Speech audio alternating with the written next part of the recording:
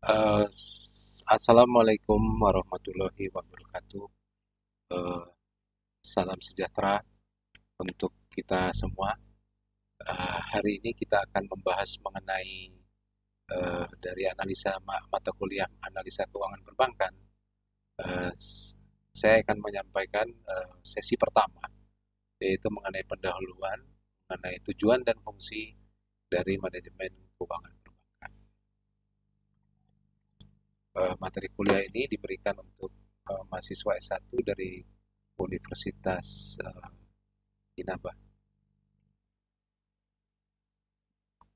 Baik, secara definisi, manajemen keuangan adalah suatu proses dalam mengatur aktivitas atau kegiatan keuangan dari organisasi. Jadi pengaturan aktivitas kegiatan keuangan dari organisasi, di mana di dalamnya termasuk kegiatan dari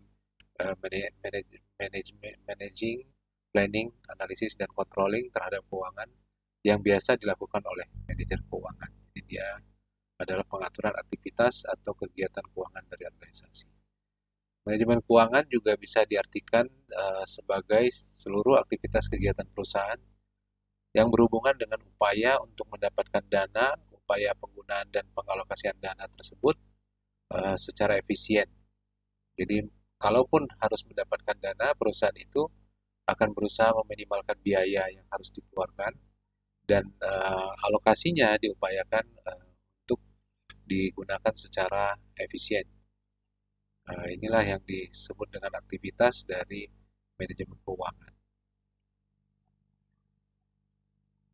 Jadi fungsi manajemen keuangan kegiatannya adalah satu, mencari dana, obtain of fund, dan kedua kegiatan menggunakan dana. Begitu juga dengan di perbankan ya, berkaitan dengan mencari dana dan kegiatan menggunakan dana atau allocation of fund.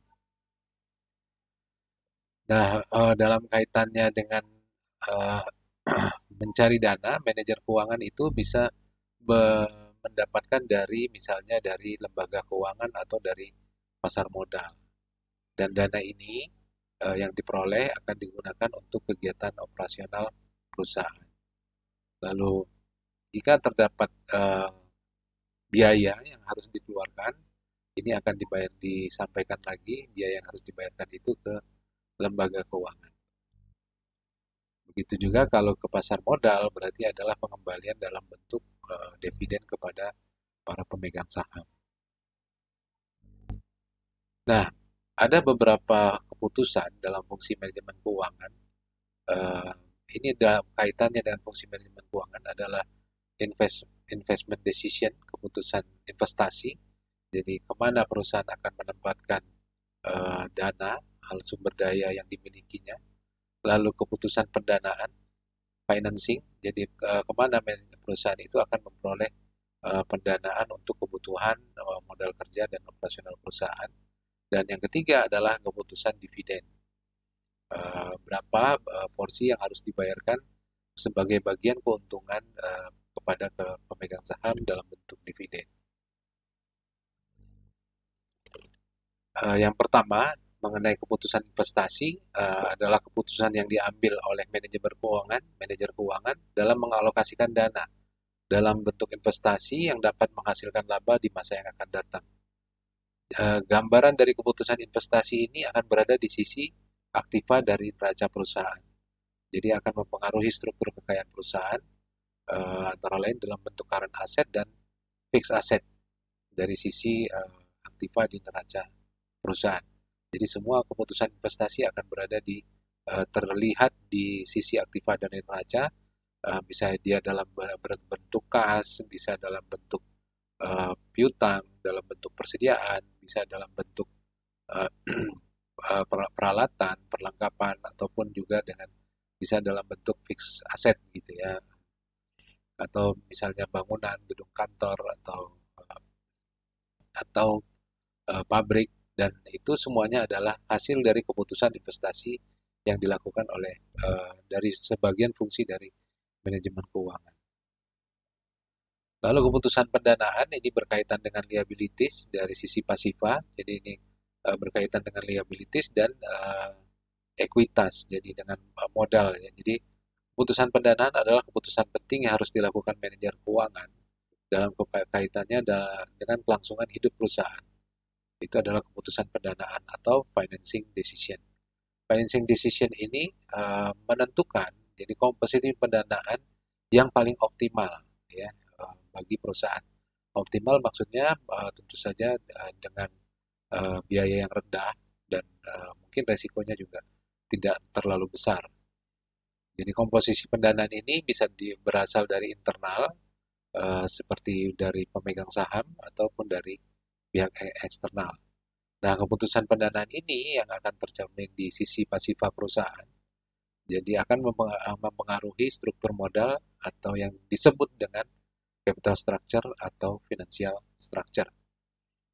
Jadi berapa besar porsi modal dari seluruh pasifa perusahaan dan berapa besar porsi hutang dari seluruh pasifa perusahaan itu adalah capital structure atau financial structure.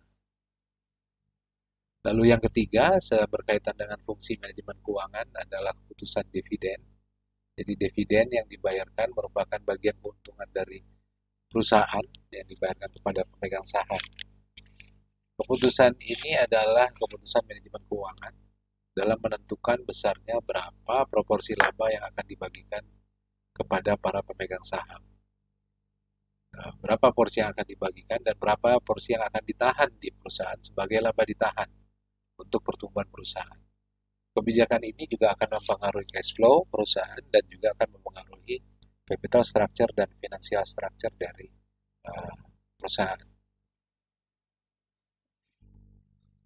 Dan itu adalah fungsi-fungsi dari manajemen keuangan dan kita perlu ingat bahwa tujuan manajemen keuangan adalah memaksimalkan kesejahteraan pemilik atau pemegang saham.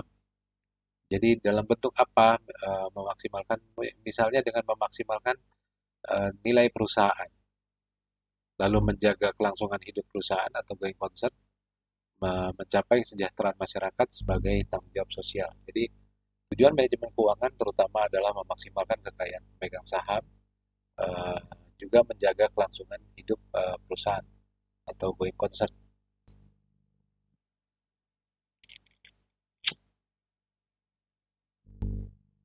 Lalu pertanyaan yang mungkin muncul adalah apakah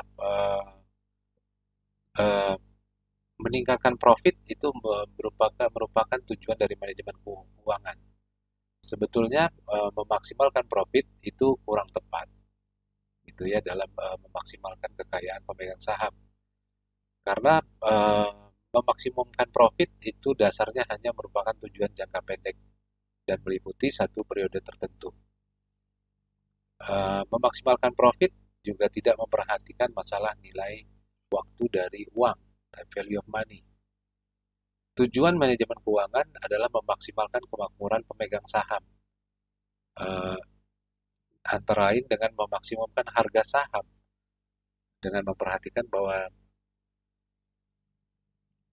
tujuannya lebih bersifat jangka panjang, juga mengenali time value of money.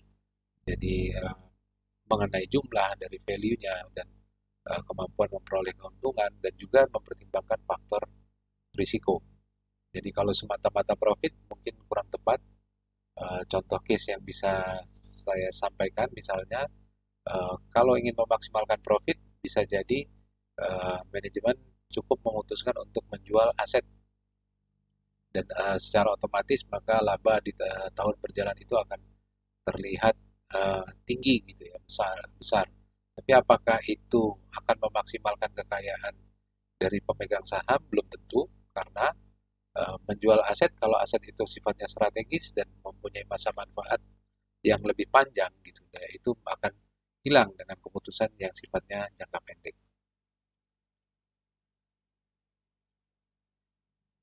Nah, ini yang lebih tepat memang adalah memaksimalkan kekayaan pemegang saham itu terlihat dari harga pasar saham perusahaan itu, terutama untuk perusahaan yang sudah go public. Kenapa memaksimalkan harga saham? Karena eh, harga pasar saham perusahaan yang sudah go public itu mencerminkan pada kekuatan tawar-menawar dari saham tersebut. Jadi bisa jadi perusahaan itu dinilai oleh para investor mempunyai prospek di masa yang akan datang, maka nilai sahamnya menjadi tinggi. Sebaliknya bila perusahaan dinilai kurang memiliki prospek maka harga saham bisa jadi dinilai menjadi lebih rendah. Dalam beberapa kasus kita bisa lihat, misalnya kalau kita lihat bahwa ada banyak perusahaan yang memiliki aset itu, taruhlah dia hanya berada di peringkat 3 dari jumlah asetnya, besar asetnya itu lebih hanya peringkat 3 dari seluruh perusahaan yang go public. Tapi kalau dilihat dari nilainya yang tercermin dari harga sahamnya, mungkin dia jauh lebih tinggi dibanding eh, perusahaan-perusahaan lain yang sudah go public. Itu lebih mencerminkan memaksimalkan kekayaan pemegang saham karena menunjukkan bahwa harga saham itu diberikan nilai lebih oleh para investor.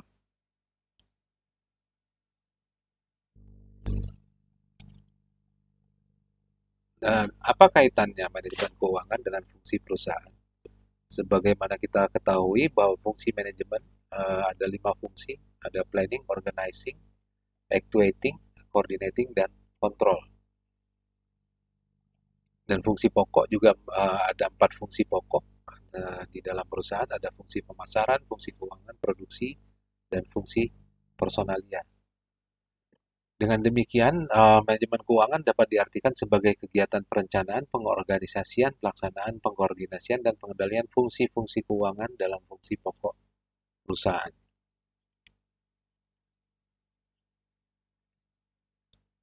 Ini tanggung jawab dari manajemen keuangan. Manajemen keuangan tugas utamanya adalah membuat planning, perencanaan tentang pengadaan dan pengalokasian dana guna memaksimalkan nilai perusahaan.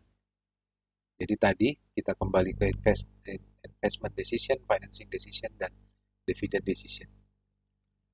Di dalamnya akan menyangkut kegiatan sebagai berikut, mulai dari peramalan dan perencanaan, keputusan investasi dan pembiayaan, tadi investment decision dan financing decision, koordinasi dan pengendalian, dan interaksi dengan pasar modal ataupun juga dengan lembaga keuangan. Nah ini posisi manajemen keuangan adalah salah satu direktur di bawah direktur utama, gitu ya. Kalau kita lihat di bawah direktur utama ada direktur operasi, direktur pemasaran, sesuai fungsi-fungsi. Dan di sini ada direktur keuangan. Di bawah direktur keuangan ada bendahara dan ada controller. Manajer keuangan dalam melakukan keputusan, dasar pengambilan keputusan akan menggunakan uh, neraca, laporan laba rugi, dan laporan arus kas. Jadi sebetulnya salah satu fungsi yang bisa meningkatkan nilai perusahaan yang harus diperhatikan adalah dari arus kas atau cash flow.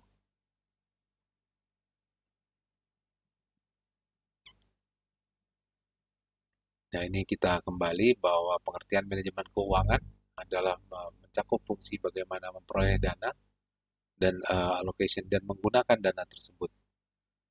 Manajer keuangan berkepentingan untuk menentukan jumlah aktiva yang layak dari investasi dari berbagai aktiva, untuk membelanjai aktiva, untuk memperoleh dana, manajer keuangan bisa memperoleh dari dalam maupun dari luar perusahaan. Sumber dari luar perusahaan bisa berasal dari pasar modal, bisa berbentuk hutang ataupun dengan modal sendiri. Oke, ini adalah keputusan mengenai investasi, keputusan pembiayaan, dan keputusan dividen. Jadi ada 3 keputusan penting dalam manajemen keuangan secara umum adalah kebijakan pendanaan, kebijakan dividen, dan kebijakan investasi. Nah, apa kaitannya dengan memaksimalkan nilai perusahaan yang secara otomatis berarti memaksimalkan kekayaan dari si pemegang saham sesuai tujuan dari manajemen keuangan. Keputusan investasi yang diputus itu harus menghasilkan return dari batasan minimum atau hurdle rate yang sudah ditentukan oleh perusahaan.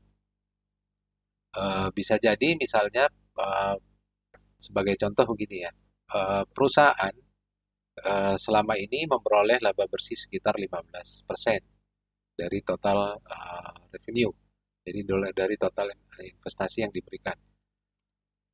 Dari seluruh modal yang dikeluarkan bisa memperoleh laba sekitar 15% apa, dari total equity yang dikeluarkan atau ROE sebesar 15%. Dan kalau ada peluang untuk melakukan investasi baru, mungkin manajer keuangan bisa menetapkan gitu, bisa menetapkan apakah dia akan laksanakan atau dia simpan sebagai proyek ini tidak dilaksanakan dan tetap digunakan di dalam perusahaan untuk seperti sehari-hari dengan hasil ekspektasi return-nya sebesar 15%. Atau uh, kalau investasinya itu lebih besar dari 15%, mungkin manajer keuangan akan mempertimbangkan untuk menempatkan dana pada investasi tersebut. Lalu yang kedua, mengenai financing decision. Financing decision berarti adalah pilihan mengenai bauran pendanaan yang akan digunakan untuk memaksimumkan hasil. Jadi mungkin kita akan mencari biaya yang lebih murah untuk financing. Karena sumber pendanaan ini bisa berbentuk utang atau bisa berbentuk modal, misalnya dengan penerbitan saham baru. Dan itu akan dicari mana yang paling optimum. Gitu ya. Jadi putusan pendanaan ini sangat penting, terutama dalam menentukan berapa struktur modal yang harus digunakan supaya hasilnya optimum dan menguntungkan bagi perusahaan. Lalu yang ketiga adalah dividend decision. Ini berkaitan berapa banyak seharusnya dividen yang dibayarkan, karena ini sangat bergantung dengan preferensi dari para pemegang saham. Maka dividen yang dibayarkan itu bisa diterima. Dan dengan diadakannya pembayaran dividen secara otomatis ini akan mengurangi cash flow mempengaruhi cash flow dari perusahaan. Ini seperti disebutkan tadi, mengapa maksimisasi profit itu tidak tepat kalau kita bandingkan dengan memaksimalkan kekayaan pemegang saham. Satu, maksimalisasi profit tidak memperhatikan dimensi waktu. Jadi mungkin hanya dalam jangka pendek bisa memaksimalkan profit, tapi dalam jangka panjang belum tentu hal ini menguntungkan bagi perusahaan. Lalu terminologi profit ini banyak pengertian ganda, dan juga maksimalkan profit ini tidak mempertimbangkan faktor resiko.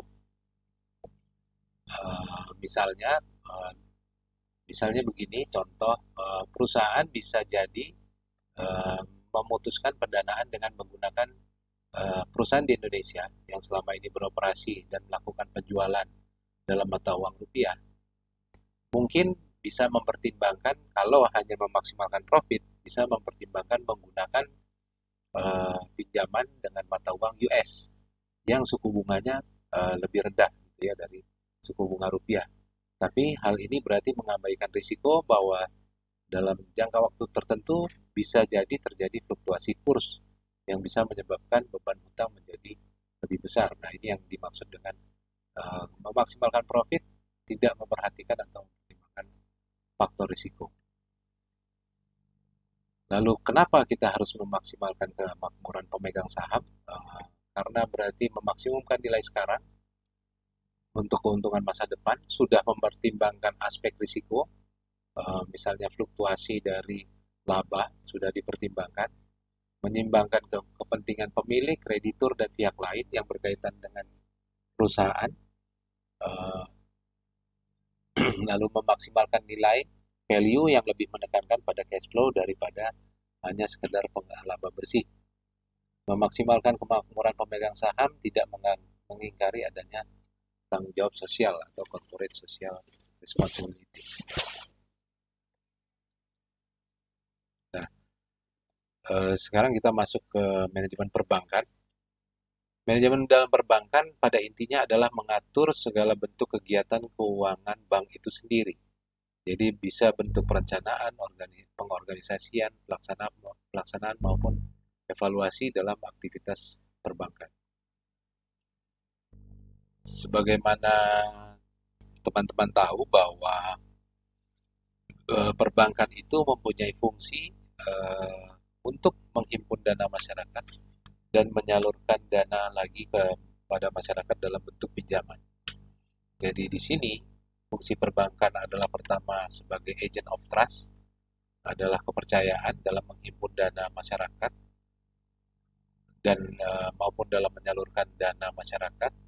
Lalu agent of development, di mana perbankan ini sebagai bagian dari sektor moneter saling berinteraksi dan saling mempengaruhi dengan sektor real, di mana sektor moneter ini bisa memprovide gitu ya kebutuhan pendanaan dari sektor real. Lalu agent of service, selain melakukan penghimpunan dana juga menawarkan jasa perbankan lainnya, seperti ada transfer, ada penerbitan LC, ada penerbitan bank garansi, dan ini erat kaitannya dengan kegiatan perekonomian dari masyarakat secara umum.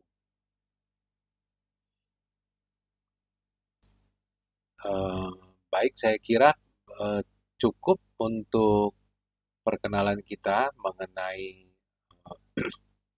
fungsi dari manajemen keuangan dan kaitannya dalam manajemen keuangan di dalam bidang perbankan. Saya tutup untuk perkuliahan hari ini, sesi pertama. Terima kasih. Assalamualaikum warahmatullahi